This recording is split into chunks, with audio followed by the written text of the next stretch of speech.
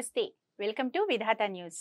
మన చుట్టూ ఉన్న అంశాల్లో అలాగే మన నమ్మకాల్లో ఉన్న సైన్స్ గురించి మాట్లాడడానికి మనతో ఉన్నారు NIT Warangal retired professor and Jana Vignana Vedika founder member and also Chekumukki బాలల మాసపత్రిక సైన్స్ మాసపత్రిక వ్యవస్థాపక సంపాదకులు ప్రొఫెసర్ రామచంద్రయ్య గారు. సార్ నమస్కారం సార్. నమస్తే మేడం. జనరల్గా నేను ఒక వీడియో ఈ మధ్య కాలంలో చూస్తున్నాను. ఒక అమ్మ పాపాయి ఏడుస్తూ ఉంటుంది, చాలా విపరీతంగా బిగ్గరగా గుక్కపట్టి ఏడుస్తూ ఉంటుంది. వాళ్ళ అమ్మ ఓం ఓం అని ఇలా ఓంకారనాదం జపిస్తున్న కొద్దీ కాసేపటికి ఆ పాపాయి ఏడుపు ఆపేస్తుంది. అంత గుక్కపట్టి ఏడ్చే పాపాయి. అట్లాంటి వీడియో ఈ మధ్యకాలంలో వైరల్ అవుతుంది.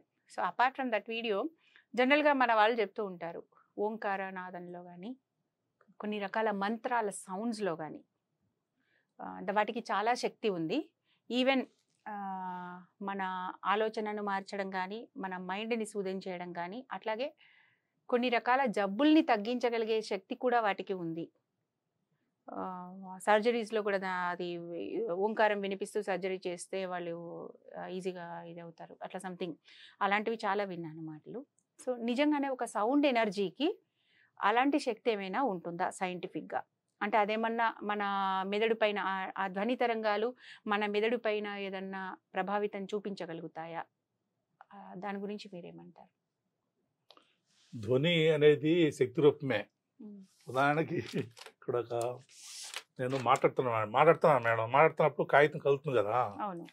ఇవి గాలి అణువులు నా నోటిలో ఉన్నటువంటి నాలుక అనేటువంటి సుత్తి గాలి అణువులు కొట్టడం వల్ల కంపనాలుగా అనుదైర్ఘ్య తరంగాలు అంటారు, వాటిని లాంగిట్యూడినల్ వేవ్స్ అంటారు, వచ్చి కాగితాలను కలిస్తాయి. కాబట్టి శక్తి లేకుండా ఈ వస్తువు కదలదు, కాబట్టి శక్తి ఉన్నట్టు లెక్క. కానీ ఈ శక్తి అనేది అది నేను పాట పాడినా ఆ శక్తి ఉన్నట్టే, మాట్లాడినా ఆ శక్తి ఉన్నట్టే, తిట్టినా కూడా ఆ శక్తి ఉన్నట్లే.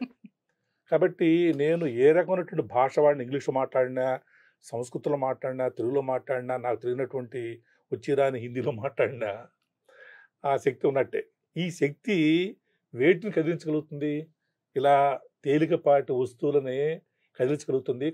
కాబట్టి ఇక్కడ మీరు నాకు పెట్టినటువంటి డయాఫ్రమ్ మీద ఒక కెపాసిటర్ ప్లేట్స్ ఉంటాయి. ఆ మాటలకు అనుగుణంగా కెపాసిటర్లు కదలడం వల్ల, ఆ కెపాసిటర్ మధ్య పొటెన్షియల్స్ మారడం వల్ల, ఆ పొటెన్షియల్స్కి అనుగుణంగా వోల్టేజీ తేడా రావడం వల్ల, అంటే పొటెన్షియల్ తేడా అదే రావడం వల్ల మీకు ఒక ధ్వని తరంగాలు విద్యుత్ తరంగాలుగా మారి, అవి ఇక్కడున్న సర్క్యూట్ ద్వారా విద్యుదయస్కాంత తరంగాలుగా వేవ్స్గా మారి రేడియో తరంగాలకు వెళ్ళి మీకున్నటువంటి అక్కడెక్కడో రోటర్ ఉంటుంది, ట్రాన్సివర్ ఉంటుంది, అక్కడికి వెళ్ళి అది రికార్డ్ అవుతుంది మేడం. ఇది భౌతిక శాస్త్రం, ఇది సైన్స్. కానీ ఇప్పుడు ఈ యొక్క మైకు నేను ఏం మాట్లాడినా తీసుకుంటుంది. అవును. అలాగే నేను ఏం మాట్లాడినా కూడా మీరు కానీ, నా ఎదురుగా ఉన్నటువంటి ఒక శిశువు కానీ, ఏడ్చేటువంటి పాప కానీ, ఒక చెట్టు కానీ, జంతువు కానీ అదే రకమైనటువంటి సౌండ్స్ తీసుకుంటూ ఉంటుంది.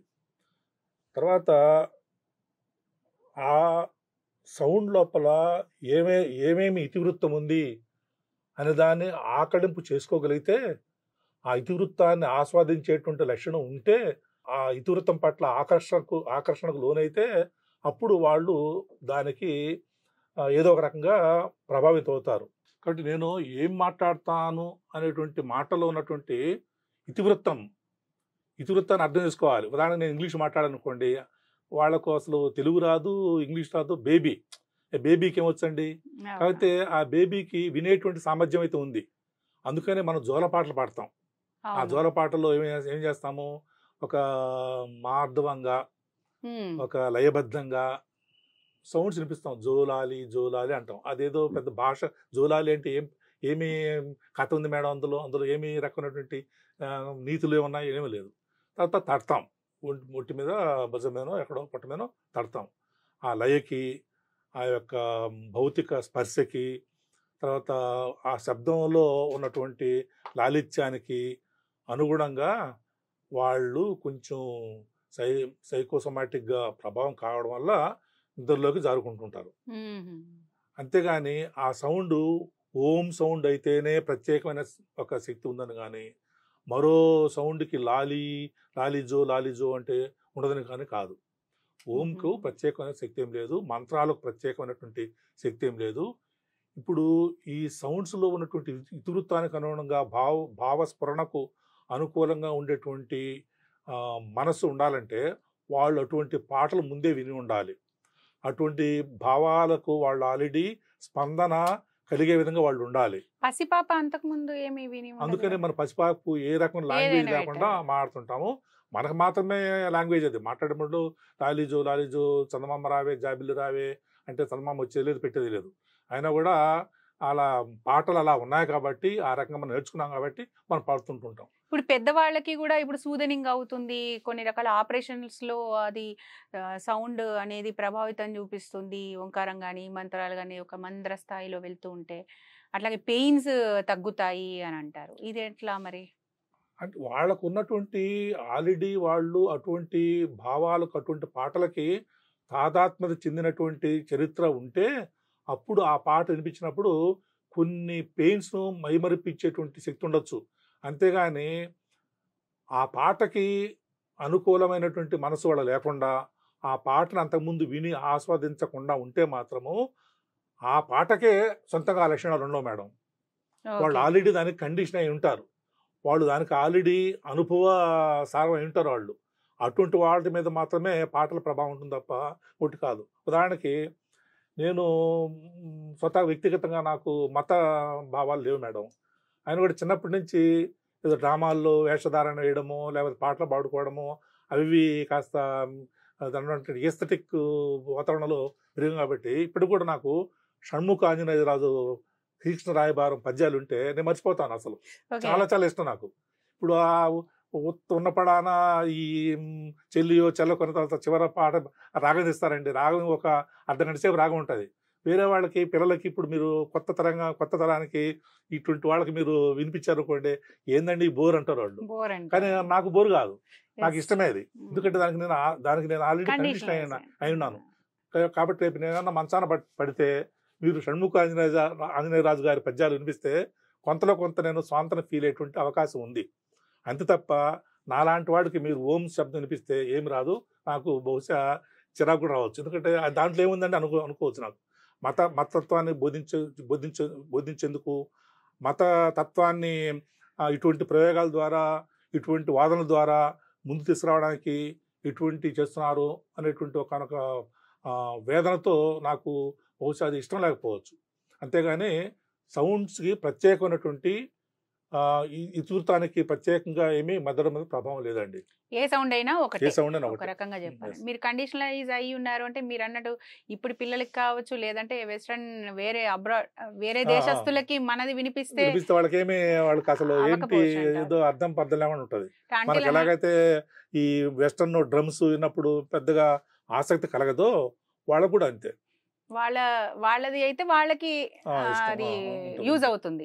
ఈవెన్ పెయిన్ తగ్గించడానికో దేనికైనా. పెయిన్ తగ్గించడానికంటే మళ్ళీ నేను మైమరిచిపోతే ఇష్టమైతే వాళ్ళకి అది ఆల్రెడీ అలవాటు పడి ఉంటే దాంట్లో కొంత వాళ్ళు ఆనందాన్ని పొందొచ్చు అంతవరకే. అంటే ఇదంతా దీని వెనకాల కారణం అనేది ఏంటంటే ముందు నుంచే వాళ్ళు ఎక్స్పోజ్ అయ్యి ఆ వైబ్రేషన్, ఆ సౌండ్ ఎనర్జీ ఏదైతే ఆ సౌండ్ వైబ్రేషన్స్, ఆ పర్టికులర్ ఒక కైండ్ ఆఫ్ సౌండ్ ఏదైతే ఉన్నామో దానికి వాళ్ళు ఆల్రెడీ కండిషనలైజ్ అయ్యి ఉంటే గనక అది ప్రభావితం చూపించవచ్చు. సౌండే వెళ్ళి సౌండ్కున్నటువంటి సహజమైన లక్షణంతో అది ప్రకృతి సిద్ధంగానో లేకపోతే ఏదో రకమైనటువంటి భౌతిక ప్రభావాన్ని మాత్రం కలిగించదు. ఓంకారం కావచ్చు, ఇంకేదైనా కావచ్చు, అదైతే లేదు. పర్టికులర్ గా ఓంకారము మంత్రాలు అనే దానికైతే ఉండదు. అది వేరే ఏ ఒక లయబద్ధమైన సౌండ్ చేసే ఏ పనైనా ఇదైనా చేస్తుంది. అంతే కదా. ఒక సినిమాలో మీరు చూస్తుంటారు, కమల్ హాసన్ నిద్రపోవాలంటే ఆయనకి రణగణం ధ్వనులు వినిపించాలి. ఒక సినిమా అనుకుంటాను పేరు, ఆయన మొత్తం మూకీ సినిమా అది, పుష్పక విమానం అనుకుంటాను. వాళ్ళు ఒక స్లమ్ ఏరియాలో వాళ్ళు ఉంటాడు. ఏదో కొంచెం కలిసి వచ్చి యాక్సిడెంటల్గా ఆయన చేతి డబ్బులు వచ్చేస్తాయి. వాడు నిద్ర పట్టదు. అందుకని టేప్ రికార్డర్లో మొత్తం అంతా కూడా బజార్లో చేపల మార్కెట్లో ఉన్నటువంటి సౌండ్స్ రికార్డ్ చేసుకొని ఆ తర్వాత పక్కన పెట్టుకుంటాడు. అప్పుడు మాత్రం నిద్రపోతాడు. సో అప్పటిదాకా అలాంటి వాతావరణంలో పడుకున్నాడు కాబట్టి దానికి ఆయన మనసు దానికి కండిషన్ అయింది కాబట్టి అది వింటేనే ఆయన నిద్రపోతుంటుంటాడు. మరి దాంట్లో ఏముంటుందండి? యాక్చువల్ మన లాంటి వాళ్ళకి అలాంటి సౌండ్స్ వింటే నిద్ర పట్టదు, మన ఆయన నిద్ర పడుతుంది. Yes exactly. సో ఇదంతా కూడా ముందు నుంచి ఎక్స్పోజ్ అయ్యి కండిషనలైజ్ అయిన వ్యవహారం తప్పితే దానికి ఉన్న ప్రత్యేక లక్షణం ఏమి కాదు. కరెక్ట్, ఎగ్జాక్ట్లీ అంతే అంటారు. సో ఇలాంటి ఒక రకమైన ఏమంటారు అశాస్త్రీయమైన నమ్మకంలోకి మాత్రం నమ్మకం అయితే కరెక్ట్ కాదు అని అంటున్నారు. ఇప్పుడు ఈ మధ్య మేడం సామాజిక మాధ్యమాల్లో మరొక కొత్తగా వస్తుంది. ఈ సూర్యుడి నుంచి వచ్చేటువంటి కిరణాల్లో ఓంకార శబ్దం నాదం కూడా వస్తుంది అని చెప్పేసి కొంతమంది రికార్డ్ చేశారు. ఆ సౌండ్స్ ను అంటే మొత్తం ఈ రేడియేషన్ కదా, రేడియేషన్ అంటే electromagnetic radiation madam. Electromagnetic radiation అంటే మీకు రకరకాల రంగులు ఉంటాయి. ఇప్పుడు ఎరుపు, పసుపు, విబ్జార్, మనం చూసేటువంటి సప్తవర్ణాలు ఉన్నాయి. సప్తవర్ణాలకు పక్కన అటు ఇటుగా మనం చూడనటువంటి అదృశ్య కాంతి కూడా ఉంది. అల్ట్రావైలెట్ రేడియేషను, గామా రేడియేషను మన ఉదాహరణ కంటే పైన ఎక్కువ శక్తితో ఉంటాయి. తర్వాత పరారుణ కాంతి, రేడియో తరంగాలు, సూక్ష్మ తరంగాలు, మైక్రోవేవ్స్, మన సెల్ ఫోన్స్ పనిచేసేటువంటి మైక్రోవేవ్ తరంగాలు అన్నీ కూడా రెడ్ కంటే కింద ఉంటాయి, తక్కువ శక్తితో ఉంటాయి మేడం. ఇవన్నీ కూడా రకరకాల తరంగ దైర్ఘ్యాలు, రకరకాల పౌనఃపున్యాలతో ఉంటాయి కాబట్టి సౌండ్స్ కూడా పౌనఃపున్యాలే కదా. కొంతమంది ఫర్ ఎగ్జాంపుల్ మీకు ముఖేష్ లాంటి గాయకులు, పిబి శ్రీనివాస్ లాంటి గాయకులు అనుకోండి, వాళ్ళది ఎక్కువ బాస్ నోట్స్ ఎక్కువ ఉంటాయి. తర్వాత సుశీల, జానకి, లేకపోతే కొంతమంది బాలసుబ్రహ్మణ్యం గారు లాంటి వాళ్ళు, మహమ్మద్ రఫీ లాంటి వాళ్ళు, మన్నాడు లాంటి వాళ్ళు సౌండ్స్ చూస్తే మీకు హై పిచ్లు ఉంటాయి, దాన్ని ట్రబుల్ అంటారు కదా. మరి అట్లాగే ఈ తరంగాలు, కాంతరంగాలు, తరంగ దైర్ఘ్యము, పౌనఃపున్యం ఉన్నట్టుగానే ఈ సౌండ్స్ కూడా పౌనఃపున్యాలు ఉన్నాయి కదా. కాబట్టి కొన్ని రికార్డర్స్ ద్వారా, కన్వర్టర్స్ ద్వారా, దాని ఏంటంటే ట్రాన్స్డ్యూసర్స్ ద్వారా కాంతి తరంగాల్ని శబ్ద తరంగాలకు మార్చినప్పుడు అందులో ఓం అనేటువంటి వచ్చింది అని చెప్పేసి ఉటంకిస్తుంటుంటారు. అటువంటి ప్రయోగాలు చేస్తే అటువంటి ఓం ఏం లేదు, కేవలం వీళ్ళు పనిగట్టుకొని ఒక అశాస్త్రీయ వాదనని ముందుకు తీసుకొస్తున్నారు తప్ప నిజంగా అక్కడ ఓం అనే మాట్లేదండి. ఎందుకంటే మానవుడు పుట్టిన తర్వాతనే ఓంకారం వచ్చింది, ఎందుకంటే నమ్మేవాళ్ళ యొక్క ఓంకారం అది. ఈ మానవుడు పుట్టి కేవలం 20 లక్షల సంవత్సరాలే, కానీ సూర్యుడు ఒక నక్షత్రము దాదాపు 600 కోట్ల సంవత్సరాల నుంచి ఉంది. ముందే సూర్యుడికి ఈ ఓంకారం అనేది ఎలా వస్తుందండి? ఓంకారం అనేది ఒక అక్షర భావన, ఒక శబ్దం భావన. కాబట్టి సూర్యుడికి శబ్దమే లేదు, అది కేవలం వ్యాక్యూమ్ కదా. వ్యాక్యూమ్ లోపల సౌండ్స్ ఎలా ప్రవహించవు. సో ఇది పక్కాగా మనం చెప్పొచ్చు, వ్యాక్యూమ్ లో సౌండ్ ఉండదు కదా. సో సూర్యుడిలోంచి సౌండ్ వచ్చే అవకాశమే లేదు అక్కడ. సో కాబట్టి ఇదంతా కూడా ఒక అశాస్త్రీయమైన వాదనగానే చెప్పుకోవచ్చు. అంతకు మించి ఇందులో సైన్స్ అయితే లేదు. Okay sir, thank you sir, thank you so much. నమస్తే సార్.